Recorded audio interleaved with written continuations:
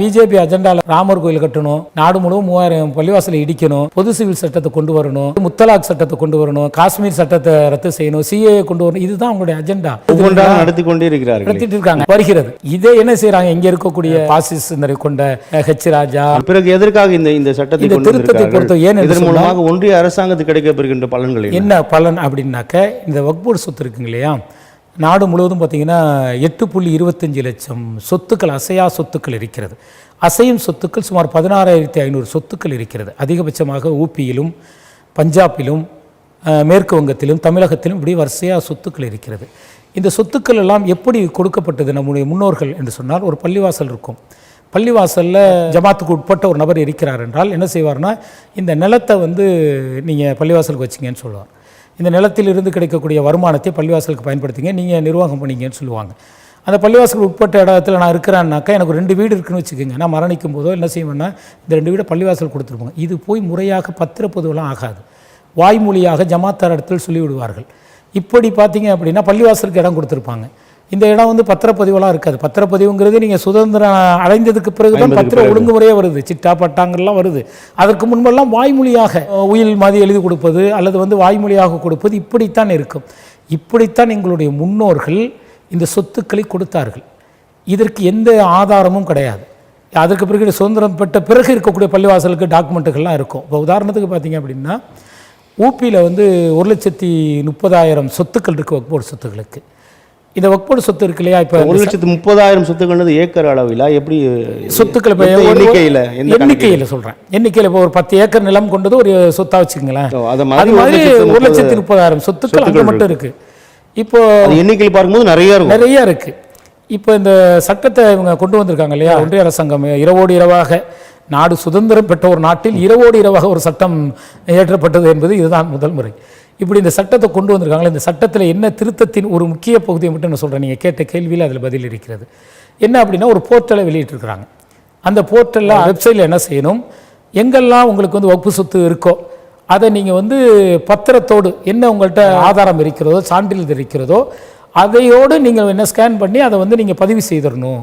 அப்படி உங்கள் வக்ஃப் போர்டு சொத்தை பதிவு செய்துட்டீங்க அப்படின்னா அது உங்கள் சொத்து ஆகிரும்.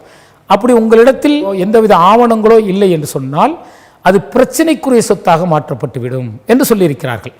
இப்போ உதாரணத்துக்கு அது பிரச்சனைக்குரிய சொத்தாக மாற்றப்பட்டுவிடும்.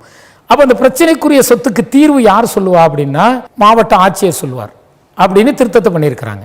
இப்போ மாவட்ட ஆட்சியர் யாருடைய கட்டுப்பாட்டில் இருப்பாங்க? அரசாங்கத்தின் கட்டுப்பாட்டில் இருப்பாங்க. இந்த சொத்துக்கெல்லாம் எங்களுக்கு முன்னாடி கொடுத்த சொத்தெல்லாம் பத்திரம் கிடையாது. அதுக்கு உதாரணம் தான் ஊபியில் 1,30,000 சொத்து இருக்குன்னு சொல்கிறேன் இல்லையா. அதில் இவங்க போர்ட்டல் வெளியிட்ட பிறகு எல்லாரும் போய் பதிவு செய்கிறாங்க. எவ்வளோ பதிவு செய்கிறாங்க அப்படின்னாக்க 2,447 சொத்தை தான் பதிவு செய்ய முடியுது. அந்த சொத்துக்கள் தான் பத்திரங்கள், ஆவணங்கள் இருக்கிறது. அப்போ மற்ற சொத்துக்களுக்கு ஆவணங்கள் கிடையாது. 100 ஆண்டுகளாக 200 ஆண்டுகளாக 300 ஆண்டுகள் பள்ளிவாசல் இருக்கும். பள்ளிவாசலுக்கு அந்த வீடு நிர்வாகம் பண்ணியிருக்கும். இப்போ அந்த இடம் ஆவணம் இல்லை என்பதற்காக பிரச்சனைக்குரிய சொத்தா அந்த பள்ளிவாசல் மாற்றப்பட்டுரும். இடம் பிரச்சனைக்குரிய சொத்தை ஆட்சியர்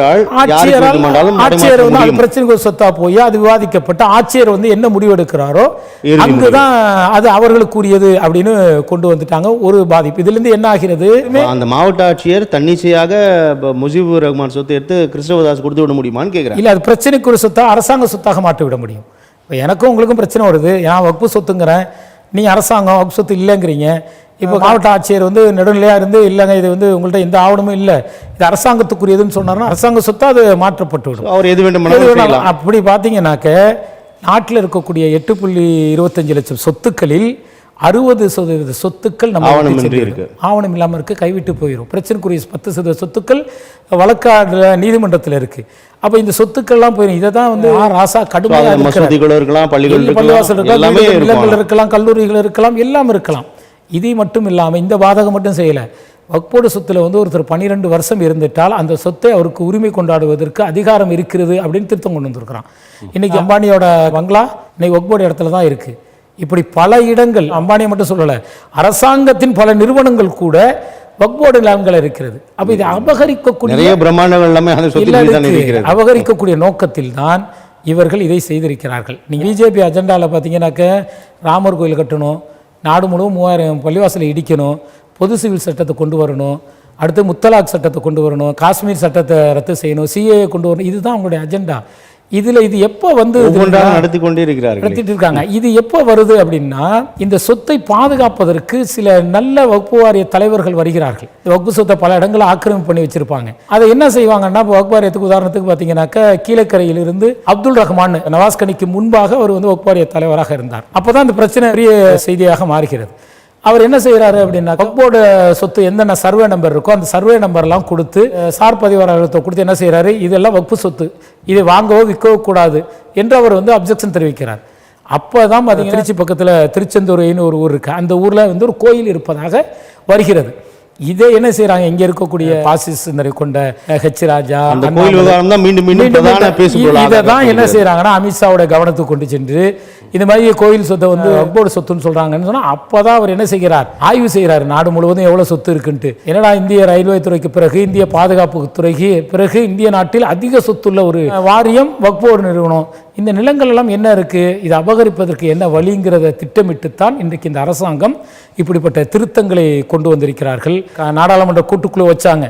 அந்த கூட்டுக்குழு நிலைமை என்ன என்பது நாடு சிரிக்கிறது. அதில் இருக்கக்கூடிய ஆர் ஆசா உட்பட பல எம்பிக்கள் அந்த கருத்துக்களை சொல்ல முடியாத நிலை ஏற்பட்டதை போய் சபாநாயகத்தில் சொல்லும் பொழுது அவர்களே சஸ்பெண்ட் செய்யப்பட்ட சம்பவங்கள்லாம் உண்டு. கண் துடைப்புக்காக அந்த நாடாளுமன்ற கூட்டுக்குழு வச்சாங்க. அதை தான் நீதிமன்றத்தில் போய் சொல்றாங்க, நான் மக்கள்கிட்ட கருத்து கேட்டோம். அதுதான்